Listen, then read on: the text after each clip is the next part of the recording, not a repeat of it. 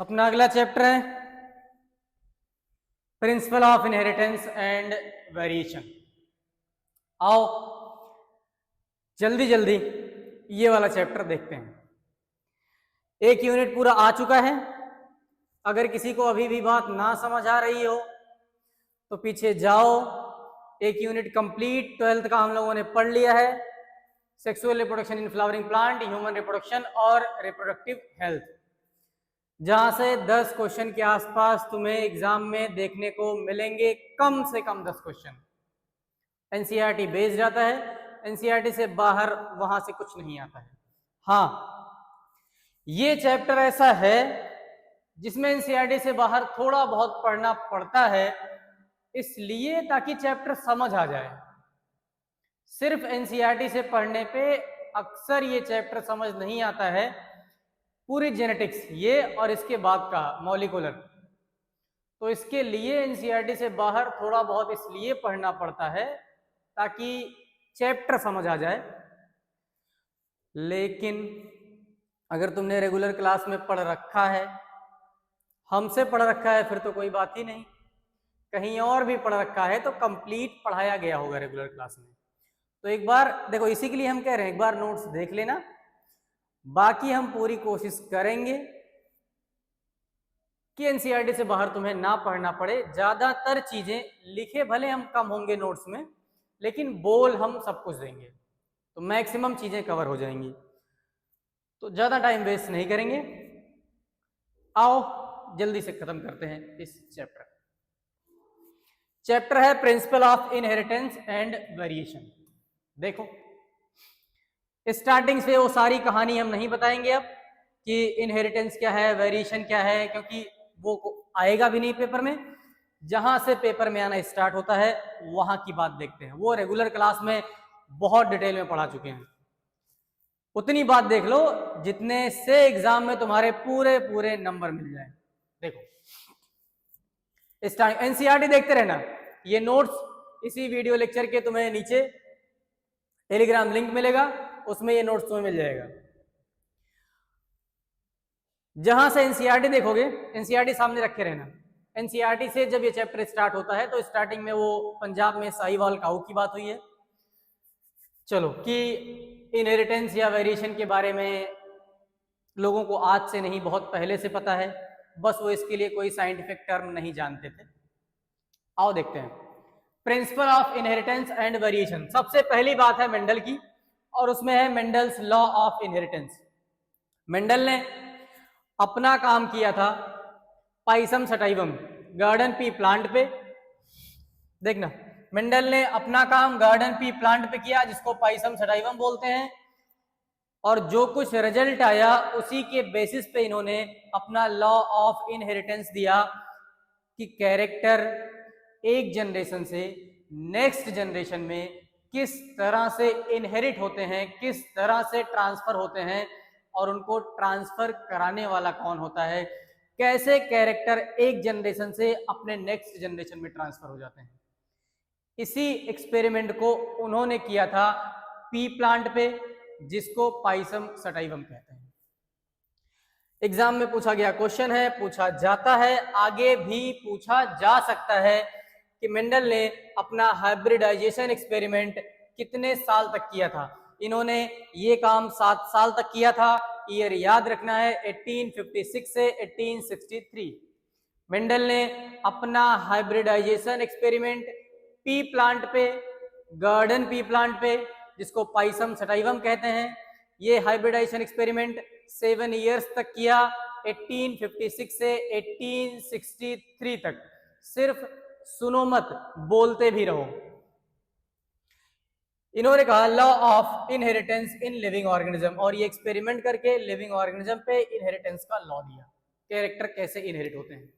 Next, Mendel conducted artificial pollination या cross pollination. Mendel ने, अच्छा वैसे तो पी प्लांट बाइसेक्सुअल है, लेकिन इन्होंने इमैस्कुलेशन किया। आया था सबसे पहले चैप्टर में बताया था, 12th का पहला चैप्टर एंजियोस्पर्म में, वहीं बताया था इमैस्कुलेशन, बैगिंग, टैगिंग। इन्होंने इमैस्कुलेशन किया, एंथर को रिमूव किया बिफोर मैच्योरिटी। तो इस आर्टिफिशियल पॉलिनेशन कराने के लिए। तो मेंडल कंडक्टेड आर्टिफिशियल पॉलिनेशन या cross pollination using several true breeding P lines. True breeding P lines का मतलब होता है कॉन्टिन्यूअस सेल्फ पॉलिनेशन, ऐसे प्लांट जिनमें लगातार सेल्फ पॉलिनेशन करा करके ट्रू ब्रीडिंग बनाया गया हो। ट्रू ब्रीडिंग मतलब होमोजाइगस बनाया गया हो, या तो वो पेरेंट होमोजाइगस रिसेसिव हो या फिर होमोजाइगस डोमिनेंट हो। अगर जो मेंडल ने काम किया था उसकी बात करें, जैसे उन्होंने टॉल और ड्वार्फ के किया था, तो उन्होंने जो टॉल और ड्वार्फ बनाए वो या तो कैपिटल टी था या फिर स्मॉल टी था। होमोजाइगस पेरेंट बनाने के लिए इन्होंने आर्टिफिशियल पॉलिनेशन और ट्रू ब्रीडिंग पी वेराइटीज बनाई। ट्रू ब्रीडिंग का मतलब है जिसमें लगातार सेल्फिंग कराई गई हो और बार बार सेल्फिंग कराने से होमोजाइगोसिटी इंक्रीज होती है, होमोजाइगस कैरेक्टर बढ़ते हैं लगातार सेल्फ पॉलिनेशन कराने से। तो उन्होंने लगातार सेल्फिंग कराई जिसकी वजह से इन्होंने 14 ट्रू ब्रीडिंग प्लांट वैरायटी बनाई। 14 ट्रू ब्रीडिंग प्लांट वैरायटी। आओ देखें ये कौन कौन सी वैरायटी थी। ये कंप्लीट दिख रहा है, देखो मेंडल ने पी प्लांट में 7 कैरेक्टर देखे, पी प्लांट में 7 कैरेक्टर। उन्होंने पी प्लांट चूज भी इसीलिए किया था क्योंकि उसमें कॉन्ट्रास्टिंग ट्रेट या कैरेक्टर ज्यादा थे, तो ये मतलब इनका सैंपलिंग साइज बड़ा हो गया था, या कह लो कैरेक्टर ज्यादा होने की वजह से इनको लार्ज सैंपलिंग साइज मिला। ये मटर को गमले में ना उगा करके पूरा बड़े खेत में उगाया करते थे। इन्होंने अपना काम 2-4 दिन के लिए 7 साल तक किया। इन्होंने कोई एक कैरेक्टर पे स्टडी नहीं की, इन्होंने पी प्लांट के 7 कैरेक्टर पे सेम स्टडी की। 7 कैरेक्टर कह लो या कह लो 7 पेयर ऑफ कॉन्ट्रास्टिंग ट्रेट या कह लो 14 कॉन्ट्रास्टिंग ट्रेट। एग्जाम में पूछा गया क्वेश्चन है कि मेंडल ने अपना काम पी प्लांट पे किया था, पी प्लांट में कितने कैरेक्टर? 7 कैरेक्टर। कितने कॉन्ट्रास्टिंग ट्रेट? 14 या फिर 7 पेयर। कौन कौन से 7 कैरेक्टर थे ये पूछा जाता है एग्जाम में। पी प्लांट में कौन कौन से 7 कैरेक्टर थे? पहला कैरेक्टर था stem height, flower colour, flower position, pod shape, pod colour, seed shape और सीड कलर। ये 7 याद होने चाहिए। कौन सा ऐसा कैरेक्टर है जो सिर्फ एक बार है? वो है स्टेम हाइट, बाकी सब 2-2 बार के लिए है, बाकी सबके 2-2 पेयर है, मतलब बाकी सब पेयर में है। स्टेम हाइट सिर्फ एक है। यहां देखो फ्लावर का कलर भी है, फ्लावर का पोजीशन भी है, आ सकता है। पॉड का शेप भी है, पॉड का कलर भी है। पॉड मतलब वो मटर की फली होती है, पॉड।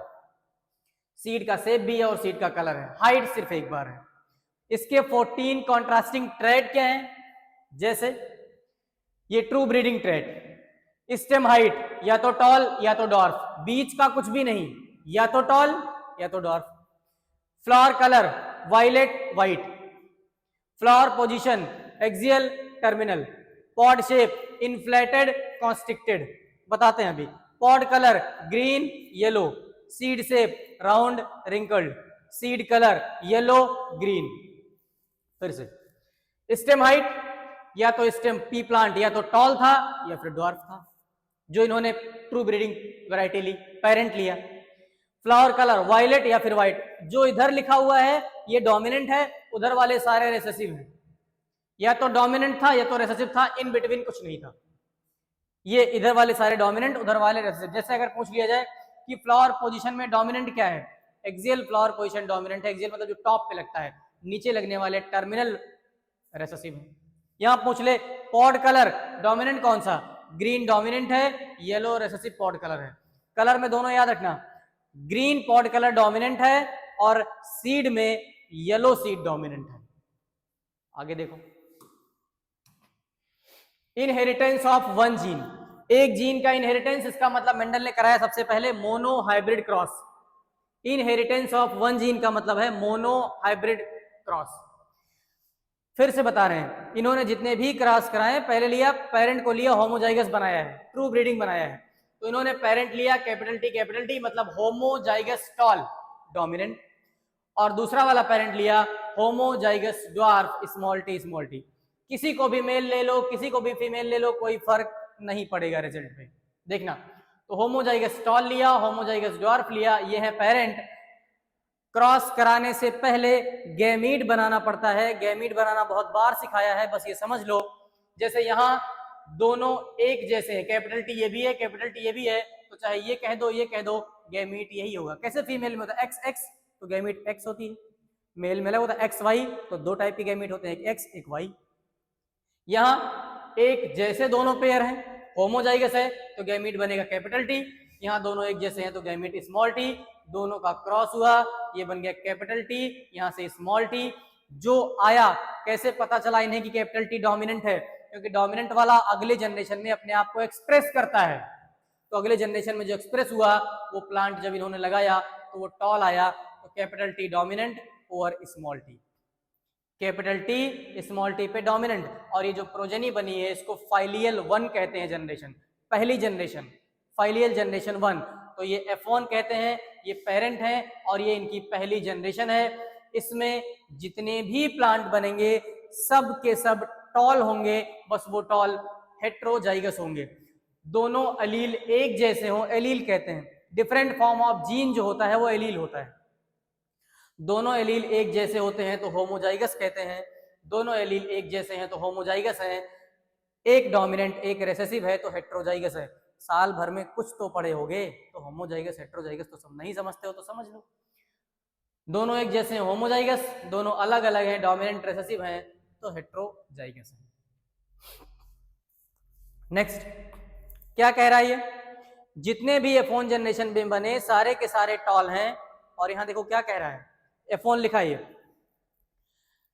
मोनो हाइब्रिड क्रॉस में F1 ये देखो पहला जो लाइन लिखी है सुनना, F1 ऑलवेज रिजेंबल, F1 मतलब capital T small T, F1 always resemble, resemble with match करता है, either one of the parent, दोनों में से किसी एक पेरेंट से। सुनना फिर से, F1 always resemble either of the one parent and that the trait of the other parent was not seen in them.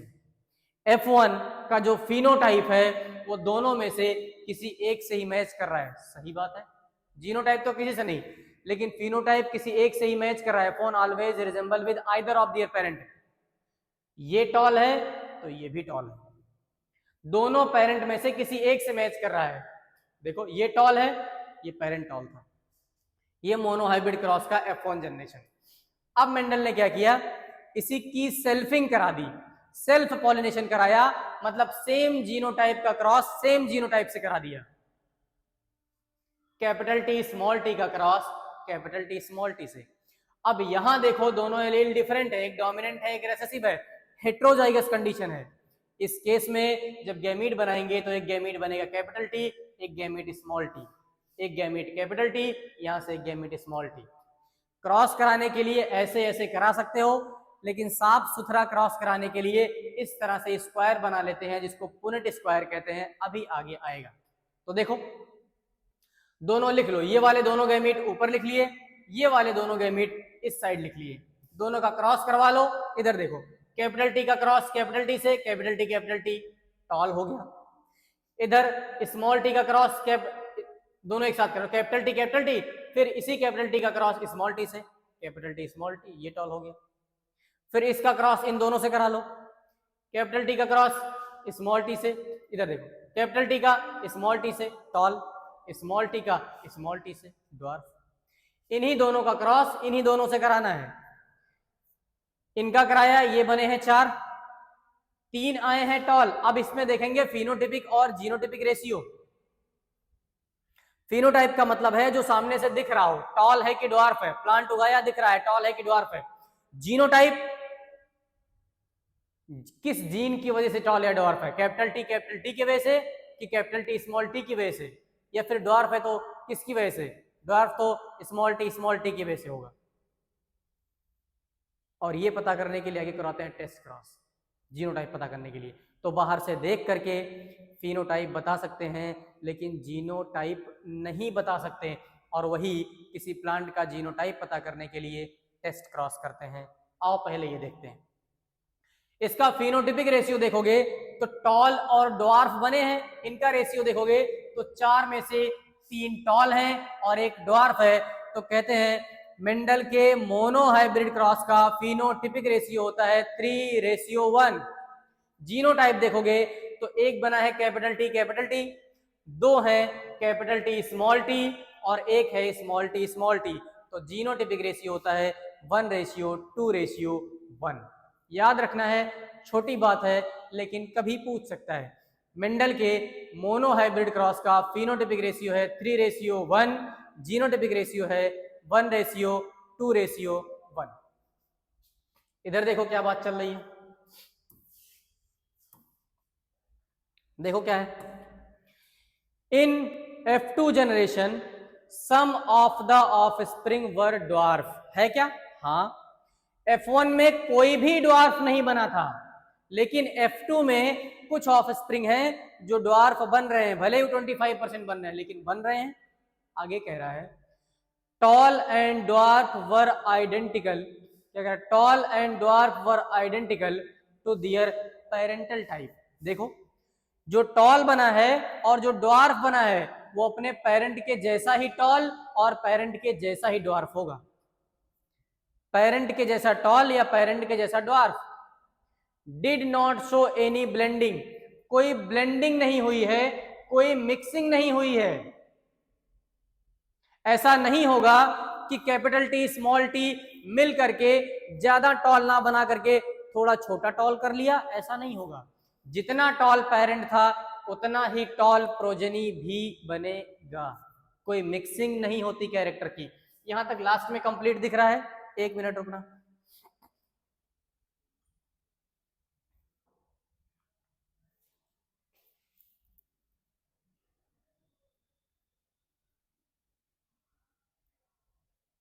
ठीक, चलो।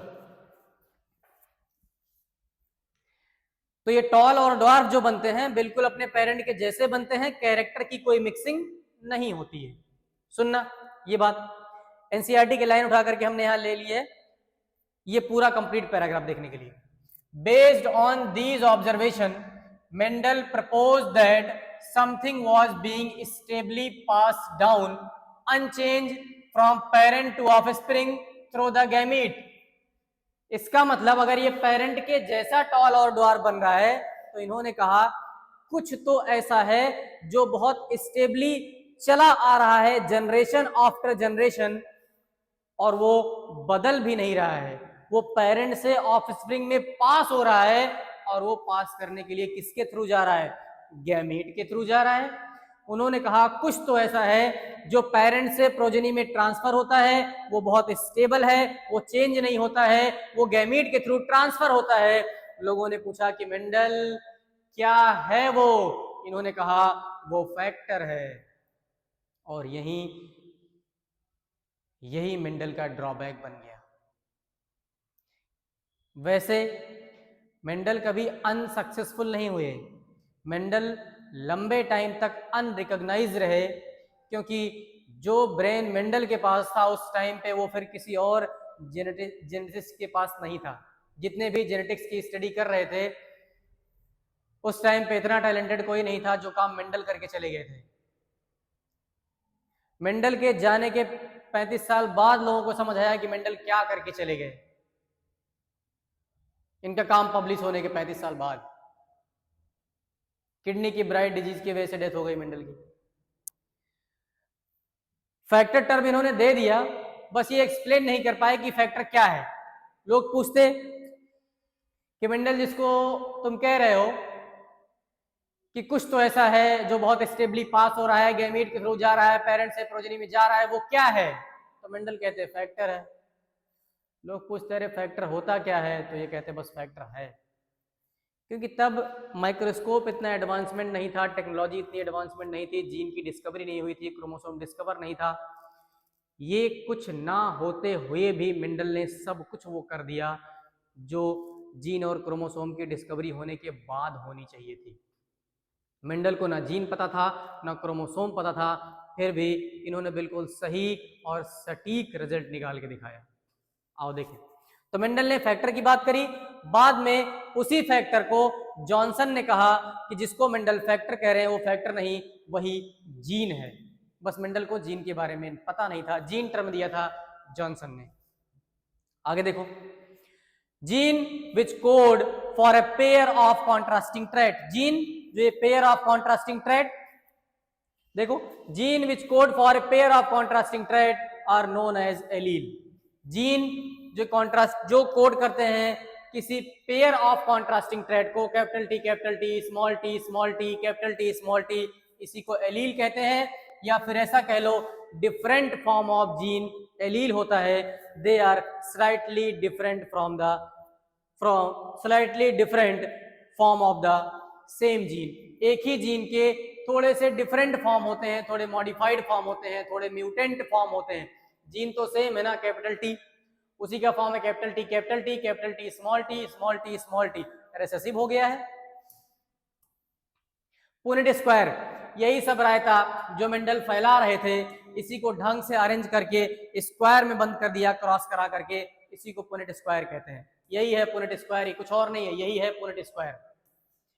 दिया था एक ब्रिटिश जेनेसिस्ट से रेजिनाल्ड सी पुनेट, ब्रिटिश के Reginald C Punnett. Test cross क्या होता है, देखो ये वाली बात अभी करते हैं, यही है। इन्होंने टॉल लिया, डॉर्फ लिया, कैपिटल टी इधर, कैपिटल टी स्मॉल टी इधर, गैमीट बनाया, 4 बने, चारों के चारों कैपिटल टी स्मॉल टी बने। इधर उसी की सेल्फिंग कराई, वही जो पहले कराया है, इधर उसी की सेल्फिंग कराई, कैपिटल टी स्मॉल टी यहाँ, कैपिटल टी स्मॉल टी यहाँ, ये रेशियो आया, phenotypic ratio 3:1, genotypic ratio 1:2:1। Test cross सुनना क्या होता है, टेस्ट क्रॉस कराया जाता है तो determine the genotype at tall plant at F2। F2 में देखो 2 टाइप के टॉल बने थे, अभी हम लोगों ने देखा, एक टॉल था कैपिटल टी वाला, एक टॉल था कैपिटल टी स्मॉल टी वाला। तो इन दोनों में से दोनों को उगा दिया, दोनों टॉल बने। ये कैसे पता करेंगे कि जो टॉल बना है वो कैपिटल टी की वजह से बना है कि कैपिटल टी स्मॉल टी की वजह से बना है? यही पता करने के लिए, टॉल प्लांट का जीनोटाइप पता करने के लिए टेस्ट क्रॉस कराया जाता है। देखो क्या करते हैं टेस्ट क्रॉस में। टेस्ट क्रॉस में जो F2 था, देखना जो हेट्रोजाइगस टॉल था F2 में आया था, इसी हेट्रोजाइगस टॉल का क्रॉस होमोजाइगस ड्वार्फ से करा देते हैं। हेट्रोजाइगस टॉल का क्रॉस होमोजाइगस ड्वार्फ से करा देते हैं और रिजल्ट आता है ये कैपिटल टी 2 टाइप के गैमीट, यहाँ एक ही टाइप का गैमीट स्मॉल टी। ऐसा करने पे हेट्रोजाइगस टॉल का क्रॉस होमोजाइगस ड्वार्फ से करने पे जो रिजल्ट आता है वो 50% टॉल आते हैं और 50% ड्वार्फ आते हैं, और जितने भी टॉल आते हैं वो सारे के सारे हेट्रोजाइगस आते हैं। अगर कभी रिजल्ट ऐसा आ रहा है 50% टॉल और 50% ड्वार्फ, तो इसका मतलब जो टॉल प्लांट लिया गया है वो हेट्रोजाइगस था, वो कैपिटल टी स्मॉल टी की वजह से टॉल था, ना कि कैपिटल टी की वजह से। देखो अगर ये टॉल कैपिटल टी की वजह से होता, अगर ये टॉल ये हम कराते हैं कैपिटल टी और इसका क्रॉस स्मॉल टी से, तो एक गैमीट बनता है कैपिटल टी, एक गैमीट होता है स्मॉल टी, और इसका क्रॉस होता तो सारे के सारे क्या आते, टॉल। अगर सारे टॉल आ रहे हैं इसका मतलब कोई रिजल्ट आया सब कुछ टॉल टॉल टॉल आ रहा है, इसका मतलब जो पेरेंट लिया गया था ये होमोजाइगस था। अगर 50% टॉल आ रहे हैं 50% ड्वार्फ आ रहा है, तो इसका मतलब लिया गया यहाँ जो पेरेंट था वो हेट्रोजाइगस टॉल था। इससे पता चलता है टेस्ट क्रॉस, और इससे पता चलता है किसी प्लांट का जीनोटाइप। इसीलिए किसी भी प्लांट का जीनोटाइप देखने के लिए कराते हैं टेस्ट क्रॉस, और टेस्ट क्रॉस का जो फिनोटाइपिक रेशियो होता है, मोनो हाइब्रिड टेस्ट क्रॉस का फिनोटाइपिक रेशियो होता है 1:1, जितना टॉल उतना ड्वार्फ। इसी मोनो हाइब्रिड क्रॉस का जीनोटाइपिक रेशियो होता है 1:1, कैपिटल टी स्मॉल टी 1 और स्मॉल टी 1। अगर पूछा जाए डाई हाइब्रिड टेस्ट क्रॉस का phenotypic ratio 1:1:1:1:1। Dihybrid test cross का जीनोटिपिक रेशियो 1:1:1:1:1। यहाँ जीनोटिपिक और फिनोटिपिक रेशियो सेम होता है। टेस्ट क्रॉस का जीनोटिपिक और फिनोटिपिक रेशियो सेम होता है। तो टेस्ट क्रॉस को बस इतना याद रखो, किसी भी प्लांट का जीनोटाइप पता करने के लिए टेस्ट क्रॉस कराते हैं और उसमें भी हेट्रोजाइगस का क्रॉस कराते हैं होमोजाइगस ड्वार्फ से, हेट्रोजाइगस टॉल का होमोजाइगस ड्वार्फ से। जैसे कि यहां एग्जांपल में दिखा रखा है, टेस्ट क्रॉस का डायग्रामेटिक रिप्रेजेंटेशन यहां दिखा रखा है, ध्यान से देखना। ये है, सुनना, ये वायलेट और व्हाइट फ्लावर दिया है, ये डोमिनेंट फिनोटाइप पता करना है। डोमिनेंट फिनो अननोन जीनोटाइप दिया है, ये अननोन जीनोटाइप का फिनोटाइप पता करना है। देखो क्या कराया गया है, ये होमोजाइगस रिसेसिव, ये homozygous recessive, small W small W small W small W, ये स्मॉल डब्ल्यू का क्रॉस कराया गया है। एक बार देखना इधर,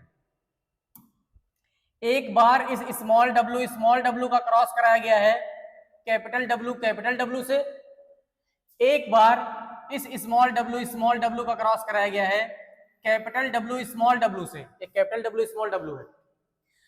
जब यहां स्मॉल डब्ल्यू और यहां दोनों कैपिटल डब्ल्यू हैं, तब जो फ्लावर आए हैं वो सारे के सारे वायलेट आए हैं। अगर सारे के सारे वायलेट फ्लावर आ रहे हैं, इसका मतलब सब कुछ क्या आ रहा है, डोमिनेंट आ रहा है। ऑल फ्लावर आर वायलेट, मतलब सारे डोमिनेंट है। यहां जब एक कैपिटल डब्ल्यू स्मॉल डब्ल्यू लिया, उसका कराया स्मॉल डब्ल्यू से, मतलब ये पेरेंट कैसा हो गया, हेट्रोजाइगस। तो इसमें से आधे वायलेट आए और आधे जो है वो व्हाइट आए, मतलब ये रेशियो आया 1:1 का, ये 1:1 का रेशियो आया है। और यही टेस्ट क्रॉस है, यही है test cross. Based on his observation on monohybrid cross, Mendel propose 2 general rule. Monohybrid cross के बेसिस पे उन्होंने 2 रूल दिया, क्या क्या, इनहेरिटेंस के। एक है प्रिंसिपल ऑफ इनहेरिटेंस, या इसी को लॉ ऑफ इनहेरिटेंस कहते हैं। देखना, लॉ ऑफ इनहेरिटेंस में 2 रूल, एक है लॉ ऑफ डोमिनेंस और एक है लॉ ऑफ सेग्रीगेशन। तो इन्होंने ये अपने 2 रोल दिए, एक था लॉ ऑफ डोमिनेंस और एक है लॉ ऑफ सेग्रीगेशन। क्या है लॉ ऑफ डोमिनेंस, ध्यान से सुनना है, क्वेश्चन पूछा जाता है, ध्यान से सुनो। लॉ ऑफ डोमिनेंस क्या है, characters are controlled by discrete unit called factor. Law of dominance में 3 बातें कही गई, क्योंकि मेंडल थे और मेंडल को जीन के बारे में पता नहीं था, तो मेंडल ने कहा कि characters are controlled by factor. Law of dominance का पहला लाइन कि कैरेक्टर को कंट्रोल करने के लिए फैक्टर होता है, जिसको बाद में जीन कहा गया। उन्होंने कहा कि ये फैक्टर पेयर में होते हैं, हाँ पेयर में है, capital T capital T capital T small T small T small T. उन्होंने कहा जब यही पेयर डिसिमिलर होता है तो उसमें से एक डोमिनेंट होता है, एक रेसेसिव होता है। हाँ, capital T small T recessive है, कैपिटल टी डोमिनेंट है। ये 3 बात लॉ ऑफ डोमिनेंस की। लॉ ऑफ सेग्रीगेशन में क्या कहा गया, लॉ ऑफ सेग्रीगेशन बेस्ड है इस फैक्ट पे कि based on the fact that alleles do not show any blending. इन्होंने कहा एलील है, कैपिटल टी स्मॉल टी है, ब्लेंड नहीं होंगे, मिक्स नहीं होंगे। ऐसा नहीं होगा कि 2 एलील मिक्स होकर के कोई तीसरा नया कैरेक्टर बना दे, इन बिटवीन कैरेक्टर बना दे, ऐसा नहीं होता है। Both the character are recovered as such in F2 generation. जब F2 जनरेशन आया तो दोनों पेरेंटल कैरेक्टर एक जैसे रिकवर हो गए F2 में। जो टॉल था वो टॉल हुआ, जो ड्वार्फ था वो ड्वार्फ हुआ। कैपिटल टी स्मॉल टी आया, लेकिन कोई इन बिटवीन हाइट का नहीं आया। जितना टॉल पेरेंट था उतना ही टॉल प्रोजेनी हुआ इन बिटवीन हाइट में, चाहे जीनोटाइप कैपिटल टी हो या फिर कैपिटल टी स्मॉल टी हो, उसके लेंथ पे कोई फर्क नहीं पड़ेगा। इसको कहते हैं लॉ ऑफ सेग्रीगेशन।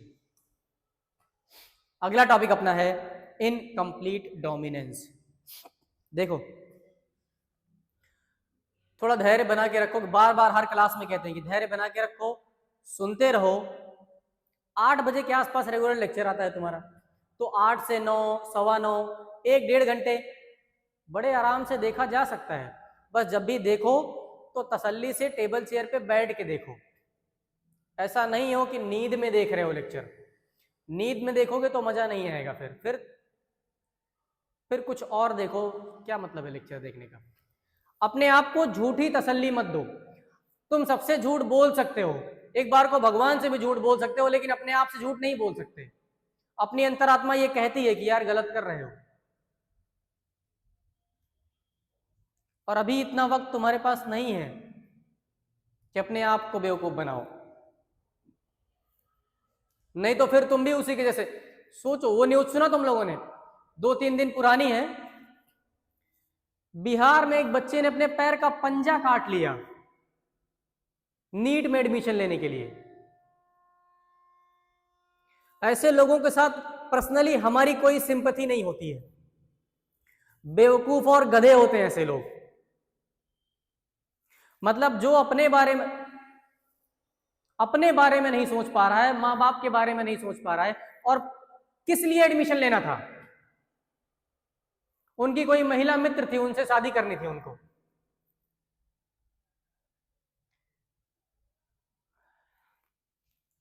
क्या करते हैं यार लोग। तुम दूसरों का हाथ पैर सलामत रखने के लिए डॉक्टर बनने जा रहे हो, अपना ही पैर काट लिए।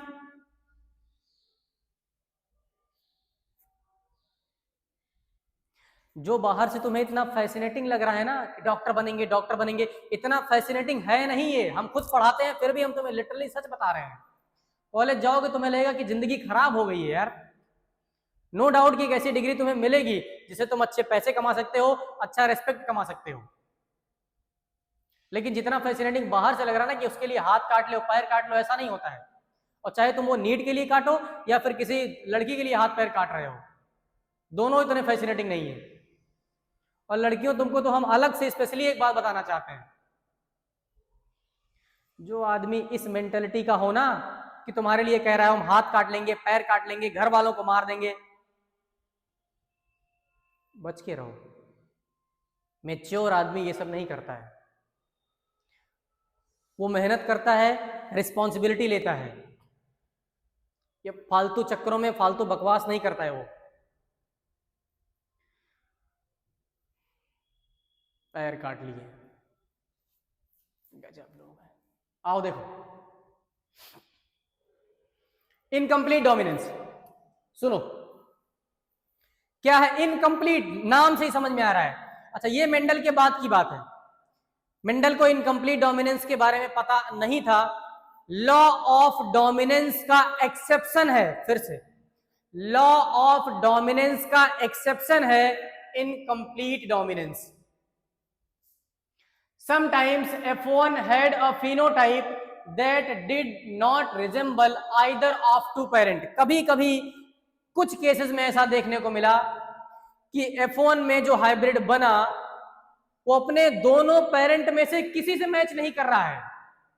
अगर दोनों पेरेंट में से उसका फिनोटाइप किसी एक से मैच कर रहा है तो वो डोमिनेंस है, किसी से ना मैच करे इनकम्प्लीट डोमिनेंस है, दोनों पेरेंट के जैसा नहीं है F1। आओ देखते हैं कैसा। देखो इधर फिर से बोल रहे हैं, incomplete dominance law of dominance का एक्सेप्शन है। इसका एग्जांपल क्या है, flower colour in dog flower. Dog flower को स्नैपड्रैगन एंटीराइनम कहते हैं, स्नैपड्रैगन या एंटीराइनम। इसी का एक और एग्जांपल होता है मिराबिलिस जलापा, लिखा नहीं हमने, याद रख लेना। डॉग फ्लावर आ जाए, स्नैपड्रैगन आ जाए, एंटीराइनम आ जाए, मिराबिलिस आ जाए, या फिर एक और एग्जांपल होता है 4 o'clock plant. NCERT finger tips लगाओगे तो ये क्वेश्चन उसमें मिलता है, 4 o'clock प्लांट। इन सब में हमने एनसीईआरटी की बात ज्यादा की है सिर्फ। एक और इसी का एग्जांपल है starch grain synthesis in P seed. P seed में स्टार्च ग्रेन की बात कर रहे हैं हम, पी सीड के शेप की बात नहीं कर रहे हैं।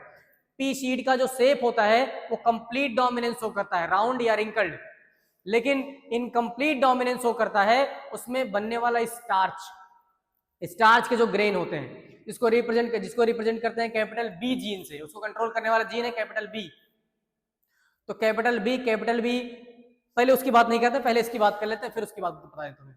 इनकम्प्लीट डोमिनेंस का जो एग्जांपल दिया, और फिर हम बता रहे हैं जो डॉग फ्लावर है, जो स्नैपड्रैगन है या जो एंटीराइनम है, इसका सिर्फ flower colour incomplete dominance show करता है, पूरा का पूरा प्लांट नहीं। अगर आ जाए डॉग फ्लावर में प्लांट की हाइट डोमिनेंस है, एंटीराइनम स्नैपड्रैगन प्लांट की height capital T small T वो डोमिनेंस को शो करता है, लेकिन जो फ्लावर कलर है वो इनकम्प्लीट डोमिनेंस को शो करता है। जैसे इसका कलर है, जो पेरेंट है, होमोजाइगस पेरेंट है, उसमें फ्लावर कलर है रेड, कैपिटल आर से लिख दिया। जो रेसेसिव कैरेक्टर है वो है व्हाइट फ्लावर, स्मॉल आर से लिख दिया। दोनों का क्रॉस कराया, बन गया कैपिटल आर स्मॉल आर। और ये जो कैपिटल आर स्मॉल आर बना है, ये जो कैपिटल आर स्मॉल आर बना है, अगर हम मेंडल के डोमिनेंस के अकॉर्डिंग चलें तो इसको होना क्या चाहिए था, रेड, लेकिन ये रेड ना होकर के कैसा हो गया, पिंक, इनकम्प्लीट डोमिनेंस। यही है इनकम्प्लीट डोमिनेंस। इसका क्या कराया, सेल्फिंग, कैपिटल आर का cross, capital R small r का cross capital R small r से करा दिया। ये चार बने, capital R capital R, capital R small are, capital R small r और स्मॉल आर स्मॉल आर। आगे सुनो, फिनोटाइपिक रेशियो देखें, एक रेड, दो पिंक और एक व्हाइट, तो फिनोटाइपिक रेशियो आ गया 1:2:1। दूसरा जीनोटाइपिक रेशियो, एक बना है कैपिटल आर, दो बने हैं कैपिटल आर स्मॉल आर, एक बना है स्मॉल आर, जीनोटाइपिक रेशियो 1:2:1। यहां भी फिनोटाइपिक और जीनोटाइपिक रेशियो सेम होते हैं। आगे देखो, एक टर्म थोड़ा हम और पढ़ा रहे हैं आगे की बात समझने के लिए। इनकम्प्लीट डोमिनेंस के एनसीईआरटी चेक करो, इनकम्प्लीट डोमिनेंस खोलो, सबसे लास्ट वाला पेज देखो, इनकम्प्लीट डोमिनेंस के सबसे लास्ट वाला पैराग्राफ देखो, लास्ट में 3 पॉइंट लिखे हैं, 1 2 3 करके लिखा है, उसी को समझाने की कोशिश कर रहे हैं। सिर्फ एनसीईआरटी से जब पढ़ते हैं तो कुछ बातें वहां की समझ नहीं आती। नो डाउट जिसने अच्छे से पढ़ रखा होगा उसको समझ आता है, हमसे पढ़ रखा होगा फिर तो तुम मास्टर हो ना। आओ देखो, बस रिवाइज करते जाओ। सुनो, अरे हाँ भाई, रेगुलर क्लास में जेनेटिक्स को 40 लेक्चर में पढ़ाया हमने रेगुलर क्लास में, और वो तुम्हें 1-2 लेक्चर में कंप्लीट करना है। यहाँ छूट नहीं रहा है, कुछ काम बन जाएगा तुम्हारा। सुनो ध्यान से, अनमॉडिफाइड एलील और मॉडिफाइड एलील। अनमॉडिफाइड एलील को कहते हैं वाइल्ड टाइप। कुछ पढ़ाने की कोशिश कर रहे हैं, आगे समझाने की कोशिश कर रहे हैं, बस देखना। अनमॉडिफाइड एलील उसको वाइल्ड टाइप कहते हैं। हमने वेड लिखा है, स्पेलिंग मिस्टेक हो जाती है, 1 मिनट रुक जाना। वाइल्ड टाइप देखना, तो ये है वाइल्ड। ओरिजिनल टाइप, अनमॉडिफाइड जो है ओरिजिनल है, मतलब नेचर ने जैसे बनाया है वैसा है। Present in nature from starting, एकदम स्टार्टिंग से जो एलील प्रेजेंट है, जनरली डोमिनेंट एलील होता है। अनमॉडिफाइड एलील जनरली डोमिनेंट होते हैं। मॉडिफाइड हो गया इसका मतलब उसमें म्यूटेशन हो गया और वो रेसेसिव हो गया, म्यूटेशन के बाद एलील रेसेसिव हो गया, उसको मॉडिफाइड कहेंगे। आओ इसी को ढंग से समझाने की कोशिश करते हैं तुम्हें। क्या उधर वाला पूरा पार्ट दिख रहा है? 1 मिनट, शाबाश, बहुत बढ़िया दिख रहा है। इधर देखना, ये एलील है अनमॉडिफाइड। अगर कोई एलील अनमॉडिफाइड है तो इसका मतलब है वो पूरी तरह से काम कर रहा है। एलील है, जीन है, डीएनए है, आरएनए है, सब कुछ प्रेजेंट है। वहां जो आरएनए प्रेजेंट है वो अपना प्रोटीन बना रहा है, वो नॉर्मल एंजाइम बना रहा है, और अगर नॉर्मल एंजाइम बना रहा है तो उसको जो कैरेक्टर ले आना है वो कैरेक्टर ले आएगा, कैरेक्टर ले आएगा। इसका मतलब वो अपना फुल एक्सप्रेशन दिखाएगा, मतलब सबस्ट्रेट को प्रोडक्ट में चेंज करेगा, जो प्रोडक्ट बनाना था वो बनाएगा। और यहां अगर हम बात करें तो उसको मान लो इसको ये टॉल वाला जीन था जो प्लांट की हाइट को टॉल करता है, तो ये था normal RNA, normal protein, normal enzyme, substrate product में चेंज हो रहा है और जो हाइट बननी थी वो टॉल बननी थी। इसका मतलब ये वाला एलील अनमॉडिफाइड है, डोमिनेंट है, और वो अपना टॉल हाइट बनाना है, और वो टॉल हाइट बना रहा है, डोमिनेंट फिनोटाइप या ओरिजिनल फिनोटाइप बना रहा है। इसके साथ वाला जो होमोलॉगस था उसमें हो गया मॉडिफिकेशन, वो हो गया मॉडिफाइड, वो हो गया म्यूटेंट, उसमें हो गया म्यूटेशन। और म्यूटेशन के बाद 3 बातें हो सकती हैं। हो सकता है म्यूटेशन के बाद भी वो नॉर्मल एंजाइम बनाए, हो सकता है म्यूटेशन के बाद भी आरएनए अभी भी नॉर्मल हो, बस थोड़ा इफिशियंसी कम हो गया है, अभी भी नॉर्मल एंजाइम नॉर्मल प्रोटीन बन रहा है, बस इफिशियंसी थोड़ी कम हो गई है। और अगर नॉर्मल एंजाइम नॉर्मल प्रोटीन बन रहा है तो सबस्ट्रेट प्रोडक्ट में चेंज होगा और इसको टॉल बनाना था, टॉल बनाएगा। पहला केस एनसीईआरटी नीचे चेक करना इस वाले पेज पे, इनकम्प्लीट डोमिनेंस के। दूसरा केस हो सकता है मॉडिफाइड होने के बाद आरएनए नॉन फंक्शनल हो गया है, और अगर आरएनए मॉडिफाइड हो गया है, फंक्शनल नहीं हो रहा है, तो कोई एंजाइम भी नॉन फंक्शनल, मतलब आरएनए नॉन फंक्शनल एंजाइम बना रहा है, अभी भी एंजाइम बन रहा है लेकिन फंक्शनल, मॉडिफाइड हुआ, रेसेसिव हुआ, एंजाइम बन रहा है लेकिन वो एंजाइम नॉन फंक्शनल है। एंजाइम बन के करेगा क्या जब काम ही नहीं कर रहा है, और एंजाइम काम नहीं कर रहा है तो जो कैरेक्टर लाना था वो नहीं लाएगा, टॉल ना करके ड्वार्फ हो जाएगा, रेसेसिव हो जाएगा। और तीसरा केस हो सकता है कि आरएनए कोई एंजाइम बनाए ही ना, और अगर एंजाइम नहीं बनेगा तब भी सेम केस होगा, सबस्ट्रेट प्रोडक्ट में चेंज नहीं होगा, ड्वार्फ रह जाएगा, रेसेसिव रह जाएगा। वो तीनों लाइन पूरा पैराग्राफ एनसीईआरटी से पढ़ना। पहले वाले केस में एनसीईआरटी लिखा है, पहले वाले केस में कि modified allele is equal to unmodified allele. हाँ, पहला केस यही है, भले ही मॉडिफाई हो गया लेकिन काम तो उसी के जैसा कर रहा है जैसा अनमॉडिफाइड वाला कर रहा था। एनसीईआरटी की लाइन पढ़नी। कोडोमिनेंस, को मतलब साथ साथ, F1 generation resemble both parent, F1 में दोनों का कैरेक्टर दिखाई पड़ रहे हैं। पहला था डोमिनेंस, F1 में किसी एक का character, F1 resemble with either of their parent. Incomplete dominance, F1 does not resemble with any of their parent, किसी से मैच नहीं कर रहा है F1। और यहाँ F1 resemble with both of their parent, दोनों का कैरेक्टर दोनों से मैच कर रहा है, जैसे एबीओ ब्लड ग्रुप वाले केस में होता है।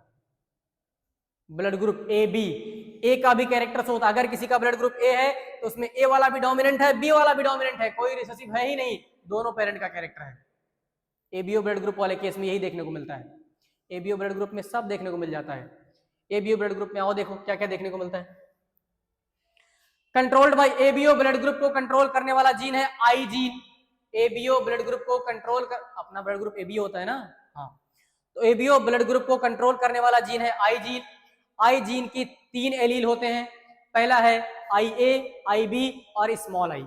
स्मॉल आई या आई नॉट भी लिख देते हैं, आई ए, आई बी और small I. I gene ABO blood group को कंट्रोल करता है, एबीओ ब्लड ग्रुप को कंट्रोल करने वाला जीन आई, उसके एलील हैं 3, आई ए, आई बी, स्मॉल आई। जो आई ए है आरबीसी के सरफेस पे एक शुगर अटैच कराता है और वो शुगर है एन एसिटाइल गैलेक्टोसामाइन। एनसीईआरटी ने नहीं लिखा है, एनसीईआरटी ने सिर्फ आरबीसी के सरफेस पे शुगर की बात की है, हमने शुगर का नाम लिख दिया है। आरबीसी के सरफेस पे जो शुगर अटैच कराता है आई ए, वो है एन एसिटाइल गैलेक्टोसामाइन। आई बी जो शुगर अटैच कराता है वो है गैलेक्टोज, और स्मॉल आई कोई शुगर नहीं बनाता, रेसेसिव जीन है, रेसेसिव एलील है। आगे सुनो, ये जो 3 एलील हैं, आई जीन के 3 एलील हैं, इसके 6 जीनोटाइप और 4 फिनोटाइप हैं। एनसीईआरटी ने फिनोटाइप वाला तो क्वेश्चन पूछा है कि आई जीन के कितने फिनोटाइप हैं? 4। कैसे? इधर सुनो, एक पेरेंट ये है, एक पेरेंट ये है। मान लो एक पेरेंट में जो जीन है वो आई ए है और दूसरे में आई ए है। अगर दोनों में आई ए है तो ऑफ स्प्रिंग में जीनोटाइप दोनों का मिल करके पहुंच गया आई ए, और इसका ब्लड ग्रुप हो गया ए है तो ए ब्लड ग्रुप। एक का ब्लड ग्रुप था पेरेंट में आई ए और एक का था जीनोटाइप आई बी, दोनों मिल करके हो गए आई ए आई बी, ऑफ स्प्रिंग में पहुंचे, ब्लड ग्रुप हो गया ए बी, दोनों एक्सप्रेस हो रहे हैं, कोडोमिनेंस। इधर देखो, एक का है आई ए, एक का है स्मॉल आई, यहां आ गए आई ए और स्मॉल आई, एक्सप्रेस हुआ केवल ए वाला, डोमिनेंस। ये वाला जीनोटाइप जो शो कर रहा है वो लॉ ऑफ डोमिनेंस को शो कर रहा है, याद रखना है। ये एबीओ ब्लड ग्रुप को डोमिनेंस तो शो करता ही है, डोमिनेंस भी शो हो रहा है यहीं पे। ये पर्टिकुलर ये वाला जीनोटाइप, ये वाला और ये वाला जीनोटाइप, इसका देखो ऑफ स्प्रिंग में जीनोटाइप है आई ए और स्मॉल आई रेसेसिव है तो एक्सप्रेस कौन होगा? ब्लड ग्रुप आएगा ए। ये है आई बी और आई ए, ये हो गया ए बी ब्लड ग्रुप। ये सेम हो गया आई बी ब्लड ग्रुप बी। ये हो गया आई बी स्मॉल आई रेसेसिव है ब्लड ग्रुप बी। यहां हो गया, यहां भी स्मॉल आई, यहां भी स्मॉल आई ब्लड ग्रुप हो गया ओ वाले केस में दोनों रेसेसिव है। देखो ओ वाले पे कोई एंटीजन नहीं होता, ओ वाले केस में कोई एंटीजन नहीं होता, इसीलिए ओ वाला किसी को भी ब्लड दे सकता है, यूनिवर्सल डोनर होता है। और इसके पास ए बी वाले के पास दोनों एंटीजन है, ए वाले के लिए भी है, बी वाले के लिए भी है, इसीलिए ये किसी का भी ब्लड ले सकता है, यूनिवर्सल रेसिपिएंट होता है। रेगुलर क्लास में डिटेल में पढ़ाया है। अच्छा, ABO blood group multiple allele का भी एग्जांपल है। मल्टीपल एलील का मतलब होता है more than 2 allele governing the same character. एक कैरेक्टर को कंट्रोल करने के लिए 2 से ज्यादा एलील, जनरली एक कैरेक्टर के लिए 2 एलील होते हैं। एक कैरेक्टर को कंट्रोल करने के लिए अगर 2 से ज्यादा एलील हैं तो उसी को मल्टीपल एलील कहते हैं, और उसका एग्जांपल है एबीओ ब्लड ग्रुप। 3 एलील तो हो गया, आई ए, आई बी, स्मॉल आई। हाँ, किसी एक इंडिविजुअल में 2 ही होते हैं, या तो आई ए होगा, या फिर आई ए आई बी होगा, या फिर आई ए स्मॉल आई होगा, या फिर आई बी स्मॉल आई होगा, या फिर आई होगा। एक इंडिविजुअल। मल्टीपल एलील की स्टडी करने के लिए पॉपुलेशन स्टडी करनी पड़ेगी, बहुत सारे पॉपुलेशन को स्टडी करना पड़ेगा, तब मल्टीपल एलिज्म वाला केस शो होगा। आगे देखो, ये 6 जीनोटाइप कौन कौन से? आई एलील के, आई जीन के 6 जीनोटाइप, ये 1 2 3 4 5 6, ये और ये तो सेम हो गए ना, तो यहाँ 6 है, 1 2 3 4 5 6। फिनोटाइप कौन कौन से? ब्लड ग्रुप ए बी और O, 4 phenotype, 6 genotype. Next, inheritance of 2 gene, dihybrid cross. Study of inheritance of 2 character, 2 character की एक साथ स्टडी करना, डाई हाइब्रिड क्रॉस। मेंडल ने जो किया था वो सीड शेप और सीड कलर को लेके किया था। सीड शेप में राउंड और रिंकल्ड, सीड कलर में येलो और ग्रीन। राउंड डोमिनेंट है, रिंकल्ड रेसेसिव है, यहाँ येलो डोमिनेंट है, ग्रीन रेसेसिव है। देखो क्या किया इन्होंने, ये वाला क्रॉस कराया, ये वाला कंप्लीट क्रॉस यहीं से देख लो, राउंड और येलो, रिंकल्ड और ग्रीन। एक सीड लिया जो राउंड था, येलो था, डोमिनेंट, एक लिया रिंकल्ड ग्रीन, रेसेसिव। यहां से गैमीट बनाया, कैपिटल आर यहां से, कैपिटल वाई यहां से गैमीट बनाया, स्मॉल आर यहां से, स्मॉल वाई वहां से, ये क्रॉस कराया और ये बना capital R, capital Y, small Y. Capital R भी डोमिनेंट है, कैपिटल वाई भी डोमिनेंट है। सीड जो बना वो था राउंड, येलो, डोमिनेंट। इसी की सेल्फिंग कराई, सेल्फिंग कराने के लिए गैमीट बनाया, capital R small are, capital Y small Y. इसका क्रॉस सेम जीनोटाइप से कराया, सेम जीनोटाइप से कराया और गैमीट बनाया, तो गैमीट ये बने, capital R capital Y, small are capital Y, capital R small are small Y. ये कंप्लीट देख लेना, इसको बना लेना, बना के एक बात समझ लेना, पहले ये गैमीट बनाना, फिर ये क्रॉस कराना। जब ये गैमीट बनाओगे, ये क्रॉस कराओगे, तो रेशियो आएगा राउंड येलो और राउंड ग्रीन। राउंड येलो आएगा 9, राउंड ग्रीन बनेगा 3, रिंकल्ड येलो 3 और रिंकल्ड ग्रीन 1। तो ये होता है फिनोटिपिक रेशियो। किसका? ये होता है फिनोटिपिक रेशियो।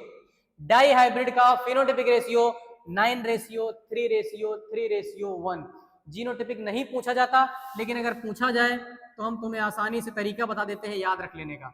मोनोहाइब्रिड क्रॉस का रेशियो याद है जीनोटिपिक? देखो क्या था, 1:2:1, ये था मोनोहाइब्रिड का। इसी को डबल कर दो, इसको डबल, 1 का डबल 2, 2 का डबल 4, 1 का डबल 2, ये लिया, इसको डबल कर दिया, और यही वाला फिर से उठा के लिख दो, 1:2:1। एक बार ये लिखो, उसको डबल कर दो और फिर जो था वही लिख दो। ये रेशियो होता है किसका? डाई हाइब्रिड क्रॉस का जीनोटिपिक रेशियो। अगला ये कह रहा है law of independent assortment. Independent assortment सुनना क्या है? Independent assortment based on F2 generation of dihybrid cross. Dihybrid cross में जो F2 जनरेशन आया है उसके बेसिस पे इंडिपेंडेंट असॉर्टमेंट दिया गया। सुनो क्या है, when two pair of threads are combined in dihybrid, जब डाईहाइब्रिड में दो पेयर कंबाइन हुए, राउंड और येलो दो, segregation of one pair of character, तो एक पेयर कैरेक्टर का segregation independent of other pair, दूसरे पेयर से इंडिपेंडेंट है। कैसे? यहां राउंड के साथ येलो था, यहां देखो राउंड के साथ ग्रीन है, तो इंडिपेंडेंट है। इसी को कहते हैं, जैसे यहां एग्जांपल से हमने समझाया है, दो जीन है और दोनों अलग अलग क्रोमोसोम पे हैं, two gene on different chromosome. इधर देखो, सीड शेप का जो जीन था वो क्रोमोसोम नंबर 7 पे था, और सीड कलर का था वो क्रोमोसोम नंबर 1 पे था। ये सीड शेप का जीन क्रोमोसोम 7 पे, और ये सीड का पी प्लांट में, और ये सीड कलर का जीन था वो क्रोमोसोम 1 पे। सीक्वेंस हमने एनसीईआरटी के जैसा रखा है। एनसीईआरटी इस चैप्टर में बहुत अच्छा सीक्वेंस फॉलो नहीं करती, लेकिन तुम्हारी आसानी के लिए हमने सीक्वेंस वही रखा है जो एनसीईआरटी का है, ताकि तुम एनसीईआरटी खोल के, नोट्स खोल के सीक्वेंस मैच कर पाओ, सामने रख पाओ। रेगुलर क्लास में तो हम अपना सीक्वेंस पढ़ाते हैं। सुनो, अगर दोनों अलग अलग क्रोमोसोम पे जीन प्रेजेंट है, इंडिपेंडेंट असॉर्टमेंट कैसे होता है? कैपिटल आर के साथ कैपिटल वाई भी आ सकता है, हाँ, अगर दोनों अलग अलग क्रोमोसोम पे हैं।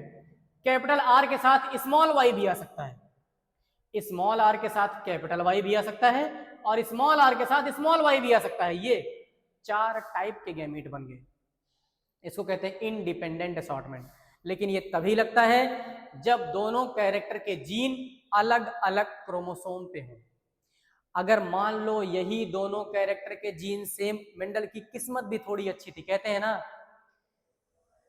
अगर तुम मेहनत ईमानदारी से कर रहे हो तो किस्मत साथ देती है, लेकिन तुम किस्मत के भरोसे बैठे हो, तुम्हारे घर वाले साथ नहीं देंगे, किस्मत की तो बात ही छोड़ दो, किस्मत तो फिर दूर की बात है। लोग भगवान के भरोसे बैठे रहते हैं, तो भगवान तभी साथ देंगे ना जब पहले तुम्हारे घर वाले साथ दें। तुम्हारे घर वाले भी तभी साथ देंगे ना जब तुम्हें मेहनत करता हुआ देखें। देखो, फिर तुम रोते हो। इधर अगर ये तो दोनों जीन अलग अलग क्रोमोसोम पे थे, तो लॉ ऑफ इंडिपेंडेंट असॉर्टमेंट लगता है। अगर दोनों जीन एक ही क्रोमोसोम पे आ जाए, जैसे यहां ये दिखा रखे हैं, capital R capital Y, round भी यही है, येलो भी यही है, राउंड, दोनों सीड शेप और सीड कलर का जीन एक ही क्रोमोसोम पे है, क्या अब इंडिपेंडेंटली असॉर्ट होंगे? नहीं होंगे। ये जाएगा एक गैमीट में कैपिटल आर कैपिटल वाई के साथ, ये अलग गैमीट में स्मॉल आर कैपिटल वाई हमेशा साथ रहेंगे, स्मॉल आर स्मॉल वाई हमेशा साथ रहेंगे, इंडिपेंडेंटली असॉर्ट नहीं हो पाएंगे। इसी को कहते हैं लिंकेज। इंडिपेंडेंट असॉर्टमेंट का एक्सेप्शन है लिंकेज। मेंडल की किस्मत अच्छी थी, उन्होंने जितने भी क्रॉस कराए उन सब में, जो इन्होंने डाईहाइब्रिड क्रॉस कराया उसमें जब दो कैरेक्टर लिए तो उन दोनों कैरेक्टर के जीन अलग अलग क्रोमोसोम पे थे। अगर कभी ऐसा हो जाता वो दोनों एक ही क्रोमोसोम पे होते तो मेंडल इंडिपेंडेंट असॉर्टमेंट कभी ना दे पाते। हाँ, हो सकता है तब वो लिंकेज कह देते। देखो, क्रोमोसोमल थ्योरी ऑफ इनहेरिटेंस। अपनी रेगुलर क्लास का टाइम तो हो गया है, थोड़ा बचा रह गया है ये पार्ट। चलो देखो, क्रोमोसोमल थ्योरी ऑफ इनहेरिटेंस और उसके आगे की बात हम लोग कल कर लेंगे, अभी के लिए रख लो। एक लेक्चर और लगाएंगे, दूसरा वाला वन शॉट आएगा इसी का, और ये चैप्टर खत्म हो जाएगा। एक दिन और ये चैप्टर कंप्लीट हो जाएगा। तब तक के लिए हंसते रहो, पढ़ते रहो, हेल्दी रहो और देखते रहो वी नीड। मजे करो। चलो।